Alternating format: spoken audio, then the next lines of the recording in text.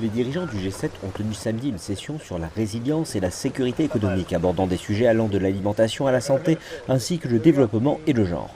Ils ont été rejoints par les dirigeants de 8 nations invitées, la Corée du Sud, l'Australie, l'Inde, le Brésil, le Vietnam, l'Indonésie, les Comores et les îles Cook.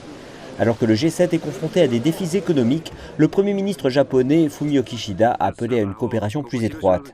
Il a recommandé une approche coordonnée de la résilience économique et de la sécurité, de même qu'une coopération au sein et au-delà du G7 pour mener la transition vers des économies basées sur les énergies propres. M. Kishida a également plaidé pour une sécurité alimentaire mondiale résiliente avec les pays partenaires. Et bien sûr, il a réaffirmé à cette occasion la nécessité de renforcer les efforts de désarmement et de non-prolifération.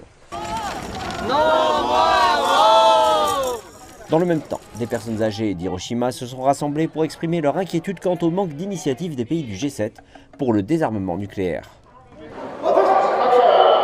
Les victimes de la bombe atomique qui ont souffert des radiations luttent pour survivre au cours des 78 dernières années. Il y a des gens qui meurent des effets de la bombe atomique même aujourd'hui. Il y a aussi des effets sur les seconde et troisième générations de ces survivants. Cela montre que les armes nucléaires sont des armes inhumaines et qu'elles devraient être interdites et qu'il faut s'en débarrasser. Les dépenses militaires augmentent même au Japon. Pour les survivants et les familles des victimes de la bombe atomique larguée ici, le monde avance dans la direction opposée. Il déclare que les dirigeants du G7 en sont responsables en grande partie. Mais le moment marquant de la journée est l'arrivée du président ukrainien Volodymyr Zelensky. Une visite surprise demandée par M. Kishida et cela a été annoncé jeudi.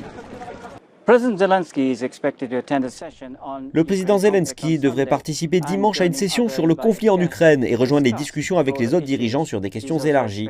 Par ailleurs, M. Kishida devrait également s'entretenir en tête-à-tête avec le président américain Joe Biden.